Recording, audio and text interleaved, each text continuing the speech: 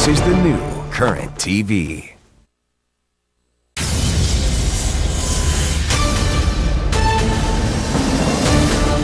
Which of these stories will you be talking about tomorrow? Oakland off the rails again. After police and the mayor praise a day of peaceful protests at Occupy Oakland, it all goes wrong. We do have continued concerns about a group that we've identified as anarchists that have been roaming through the crowds. We are watching them. This is not sanctioned by the Occupy Oakland movement. It's not what it's about. This is not what it's about. Nor was two protesters hit by a car, a 1% mobile, a Mercedes. Back to Goldman Sachs. Having sought but not found George W. Bush there last night, Occupy Wall Street stages a Goldman Sachs mock trial. And Occupy McConnell? Protesters go from marches to a sit-in at the office of the minority leader, Kentucky Senator Mitch McConnell. Is this the next stage for Occupy? Not high-volume events, but high-profile targets. Occupy Day 48 with a live report from Oakland, with Matt Taibbi on Mayor Bloomberg's Marie Antoinette moment, with Robert Reich on the next form of Occupy protests. A voter's Bill of Rights. For the first time in our nation's history, writes Congressman Keith Ellison, of the ID laws and registration restrictions, we would shrink the voting franchise instead of expanding it. He joins us with his plan to change that. Worst, the Texas judge who did this to his own daughter with cerebral palsy insists he was right. Happy birthday to the world's worst ever newspaper headline. Dewey defeats Truman. And it's Perry's fault, unless it's Rahm Emanuel's fault. Oh, hell, it's everybody's fault, except his. That is the D.C. culture. Guilty until proven innocent. Not only is there a fourth accuser and another new Kane story, but that soundbite, that was from a hard-hitting, totally unbiased interview by veteran journalist, the wife of Supreme Court Justice Clarence Sexual Harassment Thomas. All that and more now on Countdown. Blame yourself.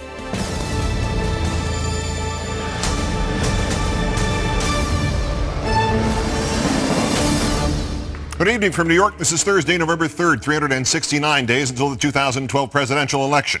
The general strike went, in short, brilliantly. What happened after the general strike? Anything but. Our fifth story on the Countdown. Occupy Oakland organizers decrying the violence, which they and police say was perpetuated by outside anarchists.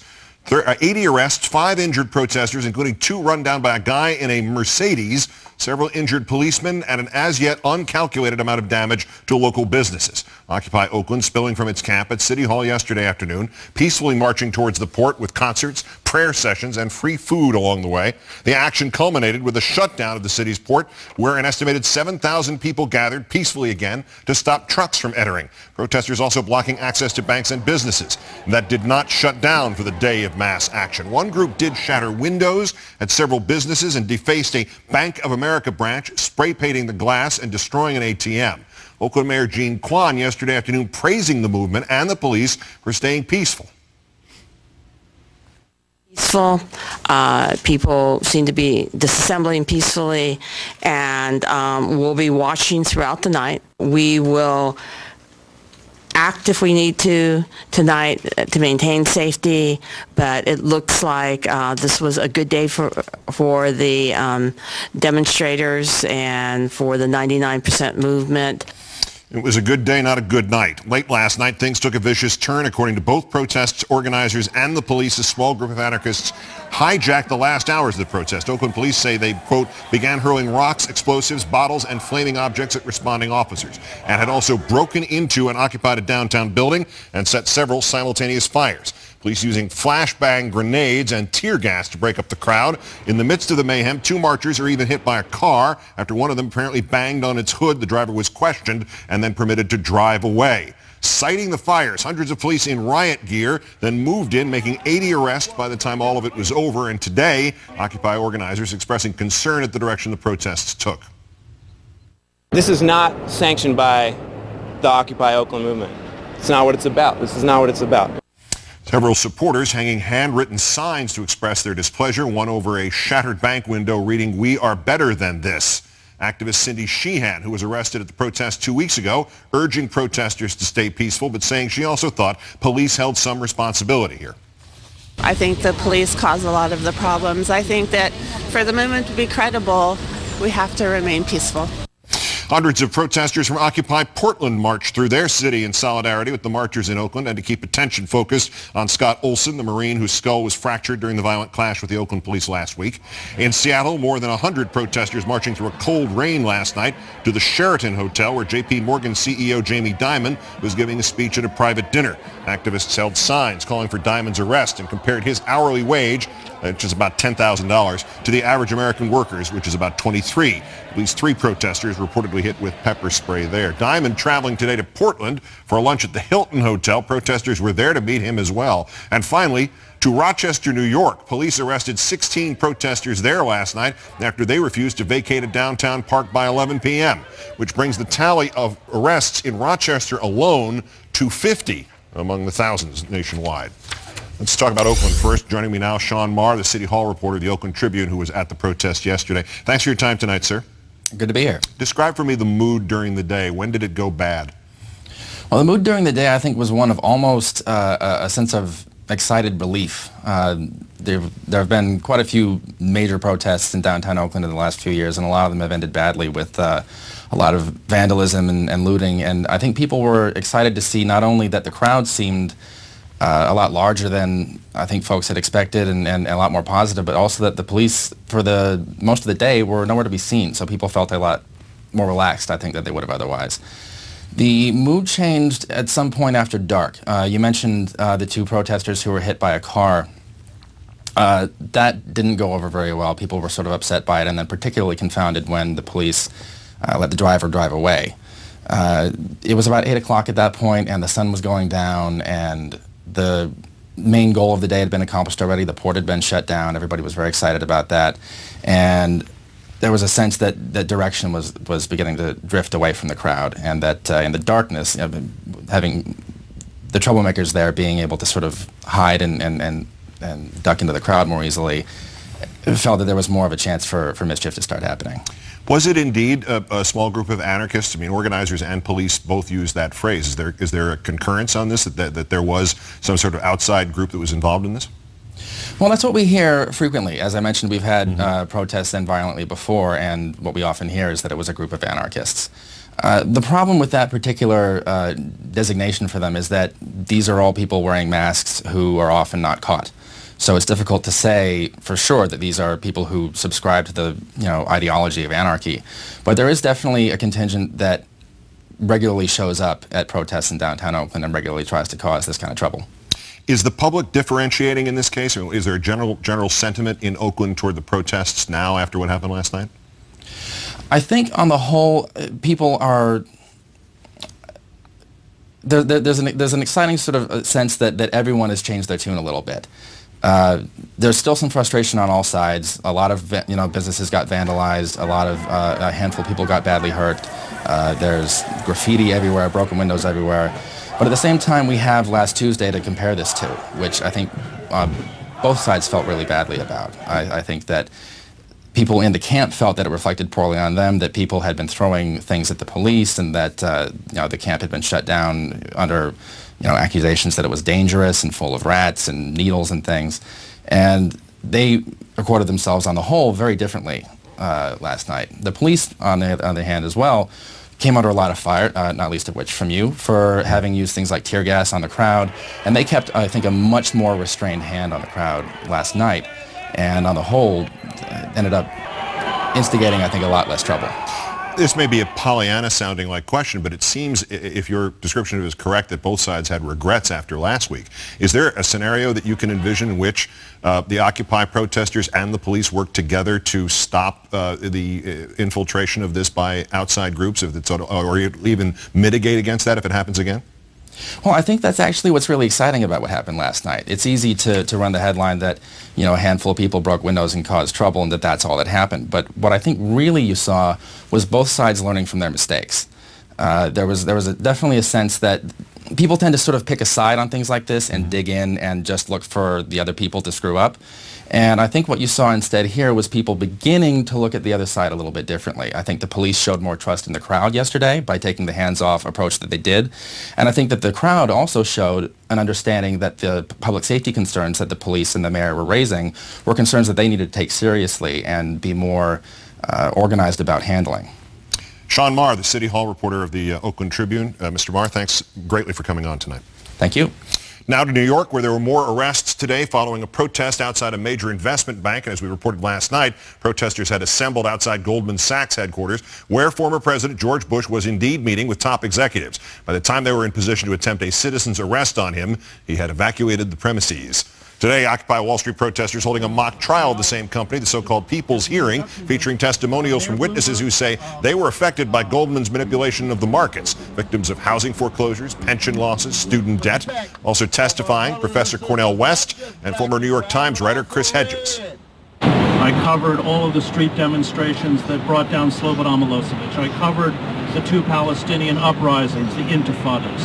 And the fact is, when you hold fast to a moral imperative, when you hold fast to a truth, and when you have the courage to walk out into the street to defend that truth, you don't know the power that you've unleashed. The group of about 100 protesters then marched to the headquarters of Goldman Sachs to deliver its guilty verdict. Protester Daniel Levine saying they were met there by police. When we got outside, the cops were waiting for us with Goldman Sachs security. We read the verdict from our people's trial. They told us if we didn't move, we'd be arrested. A bunch of people sat in a circle, including a bunch of little girls and a priest. And they were arrested brutally. They were knocked to the ground. They were pulled by their limbs, by their bags, by their coats. It was quite brutal. In all, police taking 16 protesters into custody, including the aforementioned Chris Hedges, one of the expert witnesses at the trial. Even as anger towards these banks swells, New York Mayor Michael Bloomberg denying they had anything to do with the economic crisis, expressing his feeling towards the protesters in this fashion. I hear your complaints. Some of them are totally unfounded. It was not the banks that created the mortgage crisis. It was plain and simple Congress, who forced everybody to go and to give mortgages to people who were on the cusp.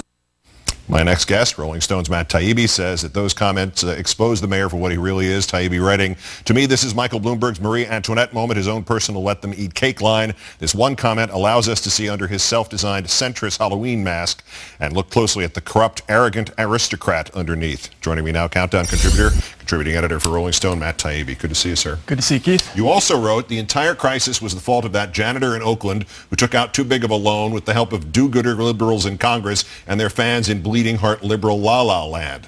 So this was, I mean, this is finally worn, the victim, the true story of Occupy Wall Street so far is that we finally worn down the Michael Bloomberg facade, and he is in fact the corporate out-of-touch guy that many people assumed he was when he first ran for mayor. Right, yeah. I mean, he's been sort of celebrated on both sides of the aisle as this reasonable voice. This guy is, you know, he's socially a liberal, he's fiscally a conservative, he's the best of both worlds. Mm-hmm.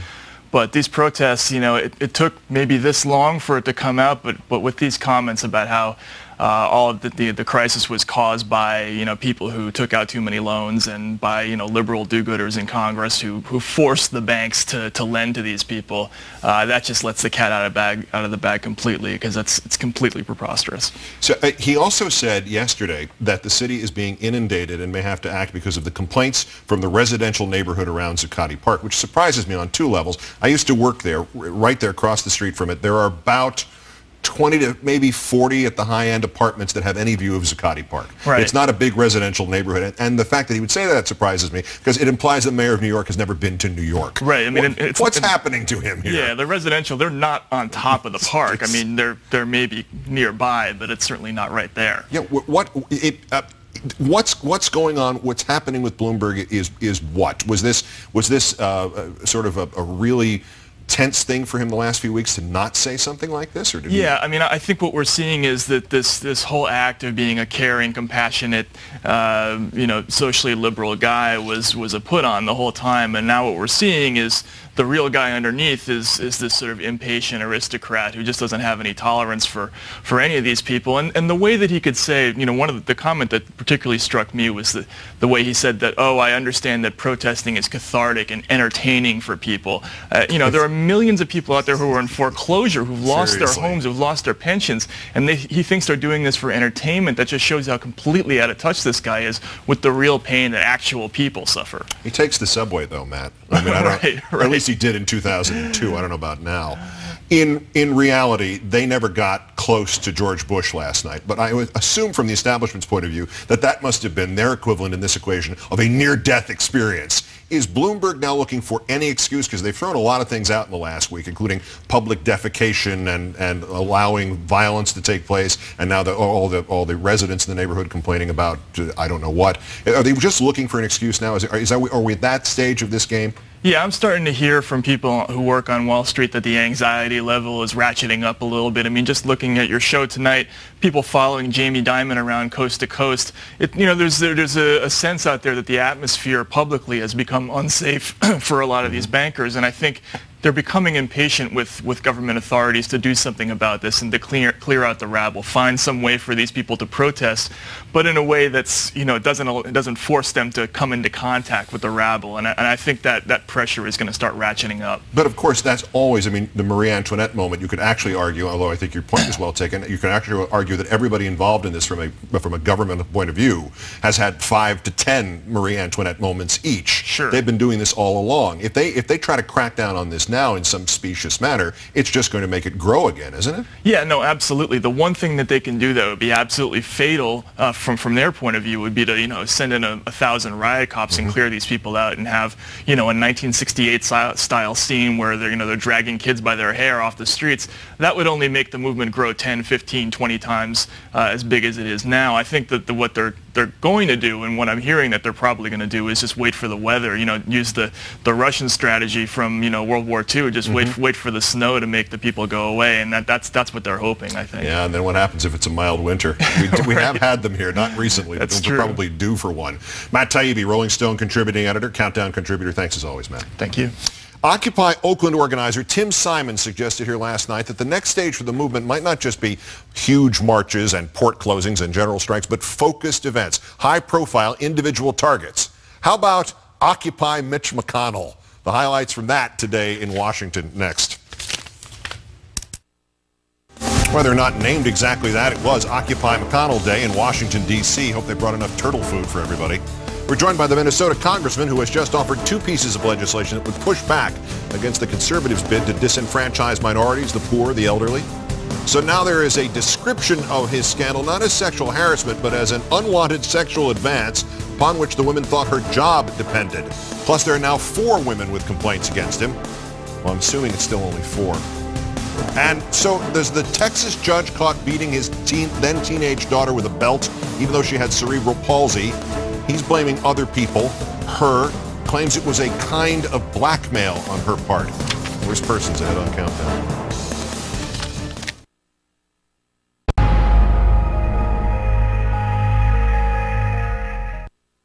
A group of unemployed D.C. residents went to the Capitol Hill office of Senate GOP leader Mitch McConnell this morning and did not leave voluntarily.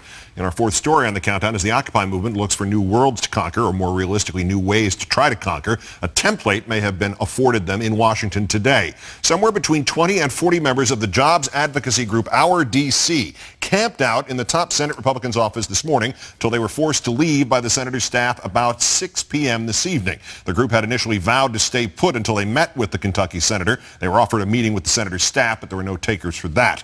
The protesters arrived as the chamber prepared to vote on a $60 billion infrastructure spending bill, a key piece of President Obama's jobs plan. Americans making more than $1 million a year would have been hit with an income tax increase to pay for this plan, just 0.7%. Big surprise, Republicans did not support the measure. It was killed. It garnered only 51 of the 60 votes necessary to start work on the bill. A Republican version of the infrastructure jobs bill also failed today. Meanwhile, Senator McConnell was not the only D.C. official getting occupied. Hundreds of nurses joined the Occupy D.C. movement today, marching from the White House to the Treasury Department, demanding President Obama and Secretary Geithner impose a tax on Wall Street's financial transactions to help heal the ailing U.S. economy. So how does the rest of the nation feel about the mission of these occupiers? A split decision. depending on who you ask. According to a poll taken just days ago by ORC International, the movement is gaining support. 36% of those adults surveyed say they agree with the occupiers' overall positions. 19% disagree. In this poll in early October, only 27% supported the occupiers. But in a poll by Quinnipiac University conducted on days overlapping that ORC poll, more registered voters, a different group, had an unfavorable view of the movement than favorable, 39-30. Still, the poll found the Occupy movement was still more popular than the Tea Party movement, which got a 45% unfavorable rating. I'm joined now by a veteran of 3 presidential administrations, the author of Aftershock, former Secretary of Labor, Robert Reich. Thanks again for some of your time tonight, sir. Good evening, Keith. Occupy McConnell, if you will, though it was technically the Our DC event. Is that an effective, as I suggested, sort of protest template for the Occupy groups to copy? Well, you know, when you first mentioned Occupied McConnell, I was kind of fantasizing about how to occupy his brain or how to occupy his body. I don't know that's possible. I don't know that they're very much there. But I do think that the Occupier movement is becoming more political. I think the next phase is going to be some set of political actions. We're going into a political year after all. I don't expect, given what we've seen so far, that the Occupier movement is going to be enormously hierarchically organized, as the Tea Party movement seems to be, at least very hierarchically organized at the local level. But I do think that there will be more politically charged and politically focused activities. It suggests sit-ins, and just as like chasing President Bush in New York last night or Jamie Dimon around the country, or at least the Northwest, real inconvenience to people who are supposed to be or need to be made to listen in this equation. Can they avoid, can they run fast enough, or can Occupy get these folks to listen? Well, in America, being rich, at least until recently, meant you didn't have to deal with anybody who wasn't. But it is going to be possible, unfortunately for Jamie Dimon and for others, to trail them, to find out where they are meeting. I think occupiers are trying to do that, and they're trying to do that really to make a point. I think that they have got to be very careful not to be seen as harassing certain people personally, but I think that the point is accountability. A lot of these people on Wall Street, including Jamie Dimon, have never been held accountable for what they did to bring the economy to its knees. And accountability, I think, is a major theme here. We're seeing, obviously, the unprecedented concentration of income and wealth and political power at the top, and it is time that some of these people were held accountable. Another way to obviously keep people accountable and get their attention is perhaps reflected in this other movement we've been hearing about, the Bank Transfer Day movement. They're urging consumers to transfer their money to credit unions or local banks.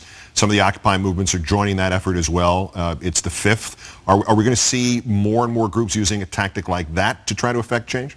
I believe so, Keith. You know, using economic power to affect political change is something that a lot of people have done in the past in a lot of different countries, a lot of different movements, mainly because the people have the economic power. The political power may be held by Wall Street or by the financiers in general or by a small cabal at the top. But when it comes to the economy overall, it is, after all of us. Our savings in banks, our spending, to the extent that we are spending, a general strike that basically said stop spending for a day would definitely have an impact, as would taking your money out of a big bank, putting it into a local bank. Have we underestimated, would you have a better handle on this than the rest of us? Have we underestimated what the impact was when, I forget which it was, of the major banks that had the $5 debit fee, debit card use fee, got such a blowback on that and so many threats and so many people canceling their cards and all the rest of that and such bad press that they actually reversed steam? Have we underestimated how important that was and what kind of shock that must have been to, the banks? Yes, that was Bank of America initially came up with that debit card fee. Other banks joined on very fast. You know, banks are looking for every way of making money they can. But there was a huge blowback. I don't think it was the Occupier movement that did it, but it comes from the same source. And that is, Americans are stretched to the limit. They are angry. The dice seem loaded. The game seems fixed. And the banks are emblematic of the problem for many people. And so when Bank of America came up with that debit card fee, people just almost, I mean, all of their customers, they actually suffered a lot of customers leaving Bank of America because of that. It would be extraordinary to see that one in some way magnified around the country, and perhaps we'll see it with the move the money out thing on Transfer Day on the 5th. The former Secretary of Labor, Robert Reich, as always, great thanks. Thanks, Keith.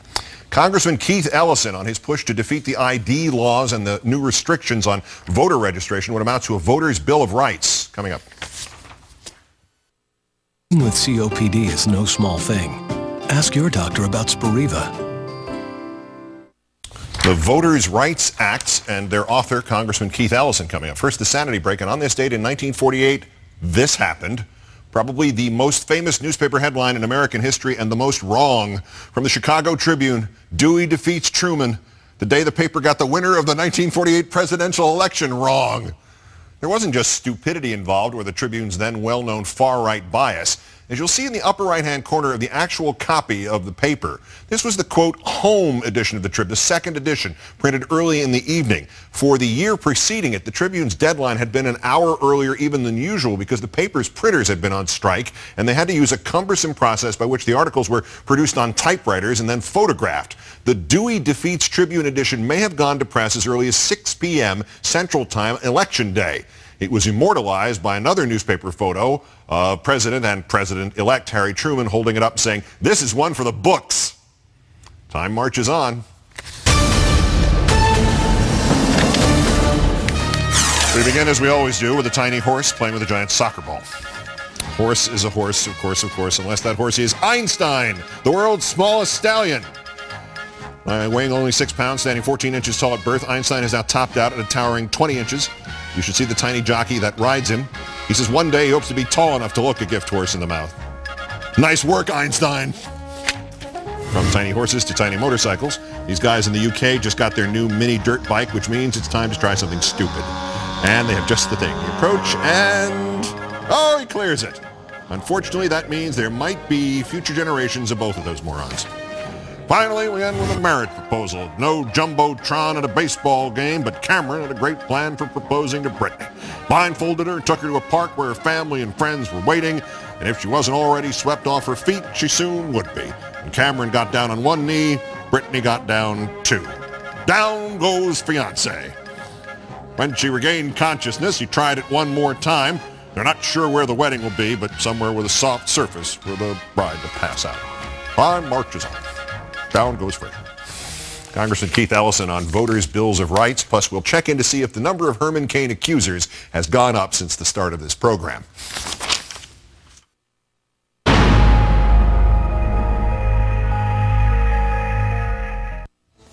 Dumont brings you Pantomime Quiz. Will not be seen tonight, so we can instead bring you Countdown, the longest continuously running 8 p.m. news hour on cable, unless you consider Fox News. Our primary replays at 11 p.m. Eastern, at 11 p.m. Pacific. We call it Our Little Guest Lecture. It was a moment from last month that seemed like it better belonged in 1955. A 96-year-old African-American woman in Tennessee went to vote, bringing with her her Social Security card, her Chattanooga Police Department-issued photo ID, her voter registration card, her rent receipt, and her birth certificate. It was not enough. She did not have, under a new law, a state-issued voter ID card. In our third story on the Countdown, Congressman Keith Ellison, who joins us presently, has had enough. He is co-sponsoring one bill to permit same-day registration, another to fight back against the voter ID scam, collectively a kind of voters' Bill of Rights. In addition, a larger group of Democrats is sending letters to every Secretary of State and election administrator across the country.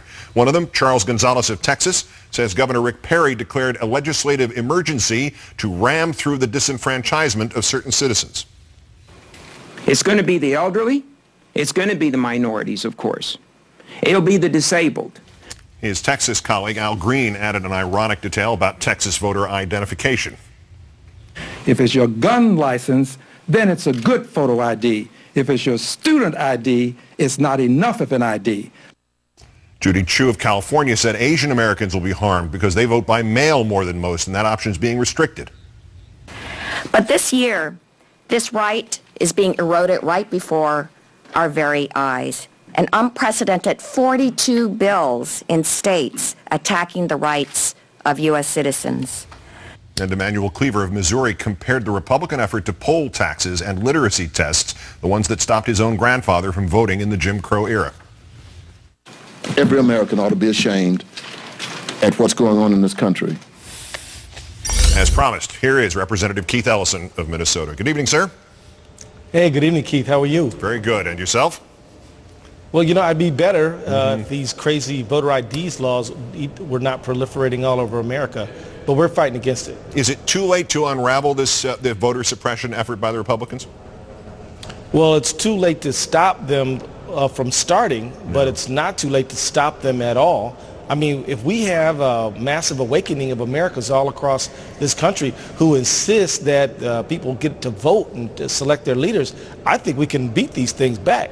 I mean, but by no means have we even begun to fight, you know, and so I'm entering my bills, I'm filing them, even against this very tough Republican majority, because I really want to see every person be able to cast a vote and select leaders of their choice, which is something that these voter ID laws are trying to prevent. They don't want to win on the issues. They just want to exclude certain people from being able to vote, like Dorothy Cooper from Chattanooga, Tennessee, who you just talked about.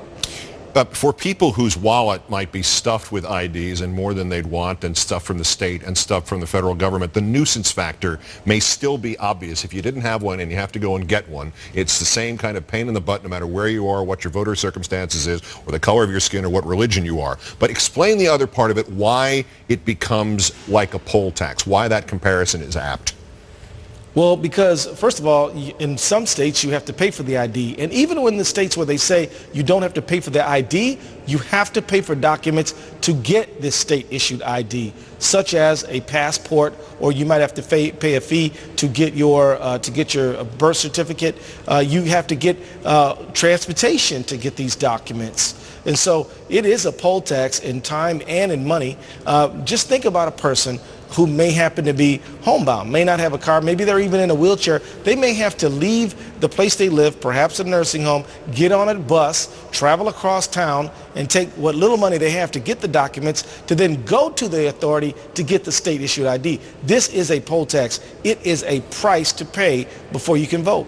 Let me ask you about the second measure, the one about same-day registration. Is there any evidence where we've had this, or we've experimented even with short-term registration by mail? Is there anything that suggests that that enables the voter fraud the Republicans claim to be fighting against?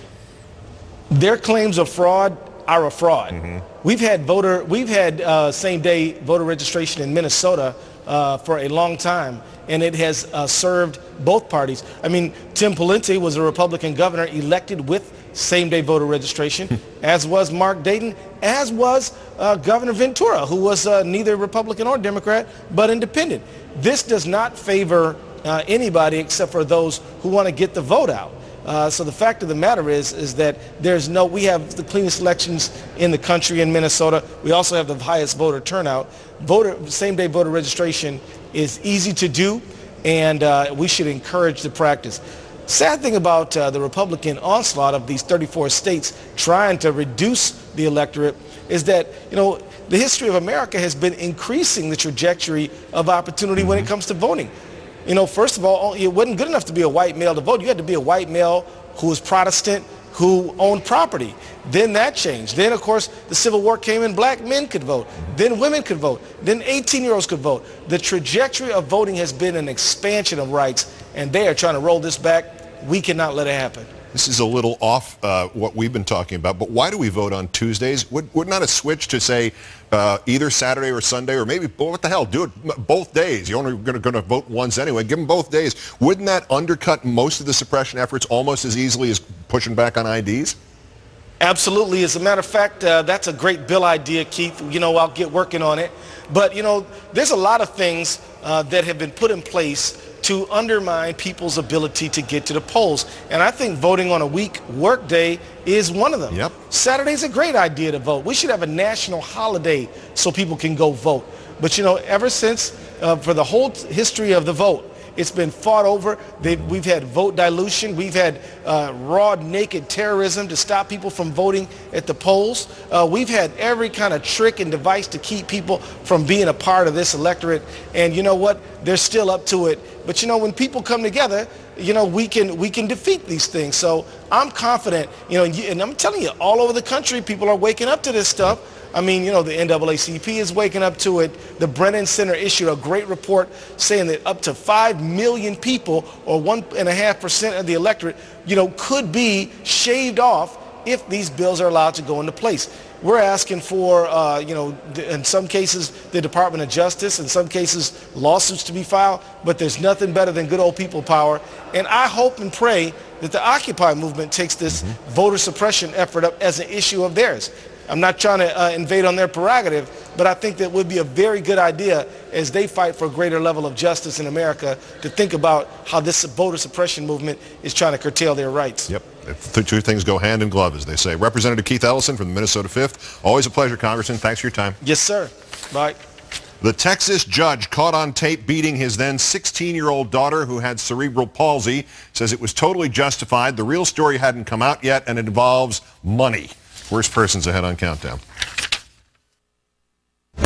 There is a fourth woman now in the Herman Cain case, and a second other politician his people are blaming for the story. Meanwhile, the first one he blamed, Rick Perry, is in turn blaming Mitt Romney. This is fun. Meanwhile, the GOP's great next hope is suddenly in trouble after it turns out New Jersey is paying one company $80 million in tax breaks to create 9 new jobs. Worst persons next. This is Countdown. Cain says it's all Rick Perry's fault. Perry says it's all Mitt Romney's fault. An anonymous source says, no, it's Rahm Emanuel's fault. The Herman Cain circus now with a new 4th harassment victim. That's next. First, because this is how we can legally harass these dim bulbs. Here are Countdown's nominees for today's Worst Persons in the World. The bronze to Florida's Governor Voldemort, or as you know him by his muggle name, Rick Scott. The Tallahassee bureau chief of the St. Petersburg Times was one of the reporters in a coffee and donut meeting with the governor and took the opportunity to tell him that the St. Petersburg Times was going to take on its rival, the Tampa Tribune, and change its name to the Tampa Bay Times. The governor of Florida replied, "That's interesting. Does the region call itself the Tampa Bay region?" It was pointed out in the governor's defense that he only moved to Florida in 2003, which still doesn't explain how, living in Illinois and Texas all those years, Scott had never heard of Tampa Bay or the Tampa Bay Buccaneers or Tampa Bay Rays or Tampa Bay Lightning sports teams, or how in the 8 years since he moved to Naples, Florida, he'd never heard of Tampa Bay, given that Naples is about 2 hours from Tampa Bay. Because he's actually from outer space, duh. The runner-up, Governor Chris Christie of New Jersey, fraud. The supposed jobs chief executive has suddenly got some explaining to do. With 418,000 unemployed in his state, the governor is under fire for what appears to be a scam involving the creation of 175 new jobs that aren't new. Governor Christie's Economic Development Authority is shelling out $80 million in tax breaks for the Goya Foods Company. Turns out 100 of the, quote, new employees already work for Goya in New Jersey as contractors. They will simply be made full-time. Turns out another 66 of the, quote, new employees will be moved from Goya's plant in Bethpage, New York. So those 175 new jobs Governor Christie got for New Jersey at a cost of $80 million, they are really only 9 new jobs at a cost of $80 million. That would be just under 9 million taxpayer dollars per job. But our winner, Judge William Adams of Aransas County Court at Law in Texas. You've probably heard about this. Adams' 23-year-old daughter, who has cerebral palsy, posted a video from 7 years ago in which her father viciously beats her with a belt, saying she'd finally had enough of his evidently continuing abuse. Now Judge Adams has commented on the video and his actions and the fact that most of the cases he hears involve children. What he said after some of what he did, we warn you this is extremely graphic. We're only going to show you a few seconds of the 7-minute video. Bend over the bed. I'm going to keep beating you on your legs. Bend over the bed. Stand up. Stand up. Bend over the bed. Bend over the bed. Come here. And now the comments of the sadist you saw in that videotape, Judge Adams. In my mind, I haven't done anything wrong except discipline my child after she was caught stealing, and I did lose my temper. There is a story that will come out in due time. Today, while county and state authorities began to review Judge Adams' continued service on the bench, his attorney said Hillary Adams only posted the video now because her father had threatened to cut off financial support and take away her Mercedes. That, the judge thinks, is the story. You sadistically beat your challenged teenage daughter, sir, and now you've switched instead to passive-aggressive punishment by money. The story, Judge Adams, has already come out. Judge William Adams, sadist, today's worst person in the world.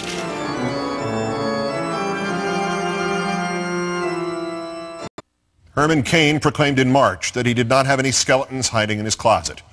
except for the sexual harassment charges from when he was the CEO of the National Restaurant Association. The number one story, new details tonight from the accuser in that case. Politico reporting that at the time she told two sources Cain made a suggestion that she felt was overtly sexual in nature and that she perceived that her job was at risk if she didn't do it. Politico also quoted the alleged victim as describing it as an unwanted sexual advance. Now Cain has said he may sue Politico. Good luck with that. Still, it's not just the tawdry that keeps this going. It is the game of hot potato conspiracy theory about who fed it to reporters. And of course, it just isn't good right-wing paranoia unless it somehow connects to a progressive. When we last left the Herman Cain blame game already in progress, Chief of Staff Marlboro Man was demanding an apology from the Perry campaign for leaking the information. The Perry camp acted quickly and boldly, pointing the finger at another GOP contender, Mitt Romney. Block now says, the Marlboro Man, that he believes the Perry denial. However, Mr. Cain has now said he still thinks that it's somehow connected to Perry. Then today comes another report from the Washington Times. It says a friend of the Cain campaign is laying the blame squarely on the shoulders of the most obvious person, Rahm Emanuel. Wait, what? All right, let's try to connect these dots. The friend says a National Restaurant Association employee from the Chicago office leaked the story to the Perry campaign via information and influence from Mayor Rahm Emanuel's office. Sure, why not? Are you sure it wasn't the information that Acorn leaked to Occupy Wall Street after it was discovered by the ghost of Che Guevara with Colonel Mustard and the candlesticks in the kitchen? Undeterred, Cain train rolls on, using an interview with a conservative website as an opportunity to divert attention from the ongoing drama. An interview with Ginny Thomas. That's right, the famous journalist and wife of Supreme Court Justice Clarence Thomas, who used to be the poster figure for sexual harassment. That is the DC culture. Guilty until proven innocent. No. The culture is innocent until you sign a settlement, paying the accusers off and barring them from speaking. Besides the two women Cain paid off, two more accusations have now appeared. One from another NRA employee who did not file an official complaint with the NRA but alleges unwanted sexually aggressive behavior from Cain. And a radio host in Iowa alleges that Cain made inappropriate and awkward statements to a female employee, the receptionist at their radio station. But it's a good thing Cain doesn't have any skeletons in his closet. Let's bring in comedian and actor and skeleton, Christian Finnegan. Good to see you, sir. Wonderful to see you. Do we have any idea where the blame is going to go next from the Cain camp on this? I don't know. Alexander Graham Bell, Johannes Gutenberg, whoever invented the time machine that these women took to accuse Herman Cain of sexual harassment, thereby torpedoing his future presidential run. You can't even call it, it's not leaking when the hole was never plugged in the first place. This is not vague innuendo like John McCain is a black baby. These are provable facts. There are check numbers involved. You know what I mean? Like that's, and if your whole basis of running for president is that you're the business guy, it's not crazy to examine the things you did while you were a business person. I mean, he's not running on his foreign policy, credentials. So it's like, that would be me saying like, I want you to hire me as my babysitter, and then I get mad when you bring up that I happen to own a sweatshop a few years ago. We're working with babies. Is the right move when you're looking for good publicity to go right to Ginny Thomas and sort of go, that's what I was thinking of, Clarence Thomas? That was, I don't actually question him so much as I question her. It was a great interview. Immediately afterward, she drunk-dialed Anita Hill and demanded another apology from her.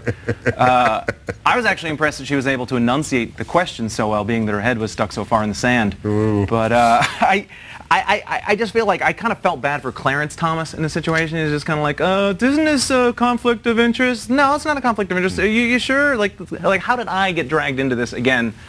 It's kind of sad. Plus, Herman Cain's thing here, this whole story, has kind of shunted Justice Thomas off to the side. I mean, frankly, Justice Thomas has not done anything on the Supreme Court. His last real claim to fame was his great moment in the American political stage were those hearings. Yeah. In a 50-word obituary, Anita Hill's going to be in there somewhere. Exactly. Clarence Thomas served 90 years on Supreme Court sexual harassment hearings. Cain is still ahead of the Republicans polling. Is there some indication that he's being bolstered in the polls by charges of sexual harassment, or is he being hurt by it? Because I've given up trying to figure out Republican voters. Which way is this going? Well, I mean, I feel like it would only take one more accuser to ruin his campaign if that accuser's name was like, Steve or something. Yes, but right. I don't really feel like this is going to hurt him with hardcore conservatives. I mean, we don't know the exact specifics of the complaints yet, but these are social conservatives. These are people who roll their eyes at the notion of sexual harassment to begin with. I mean, these are people who watch the movie 9 to 5 and think Dabney Coleman got a bad rap. So I don't see, like, if there was like a physical altercation, which there's no evidence right now that there is, then that's a different story. But I don't see the conservatives really getting that upset if it turns out that 20 years ago Herman Cain was telling women about his 6999 plan. Thank you very much. Thank you. I was really proud of that one. I'm not going to lie to you. The Mrs. Herman Cain, was supposed to make her big sort of public debut. We haven't seen anything on Fox, friendly, home court advantage, and she's backed out of the interview. Is that bad for him? Is that by itself going to be a problem? This is actually the one thing I can think he's done right in this whole thing, because it wasn't like she was on the campaign trail and now she's going to be off. She really hasn't been present, so to trot her out now would just be kind of awkward, because she can't win. It's not her fault. She didn't do anything to bring this on herself, and people watching it, they're either going to be mad at her because she's like a Stepford wife, or they're going to be mad at her because she's not running around like an Andy Capp cartoon with like a rolling pin. So I think she should just take that Republican red power lady suit and keep it in the closet for now. How great would that be if she brought out a rolling pin and hit him in the head? Sort of Ruth Buzzy, maybe. Well, first off, she's the wife of an ex-pizza guy. She should have a rolling pin, shouldn't she? I didn't even make that connection. That's right. It would have the logo of the Gravediggers Pizza or whatever it was called. All right, at 30 seconds as a political strategist, what does Cain do tomorrow to try to salvage this whole thing? I think at this point you got to shoot the moon. Like just go all the way with it. Don't just talk about one Uzbekistan, like name all the countries who leads them. Don't just say that I didn't know that China had nuclear weapons. Like say you're going to arrange a meeting with General So or something like that. That is chicken. Yeah. Very It doesn't nice. take much to distinguish himself. I mean, the Republican field is just like a roster of Tim Tebows. So. Comedian and insightful guy Christian Finnegan, as always, good to see you. Thank you, Keith. That's Countdown for this, the 303rd day since the Republicans took control of the House. 303 days without them having passed one jobs bill of any kind. I'm Keith Olbermann. Congratulations on wading through another day of this crap. Good night and good luck.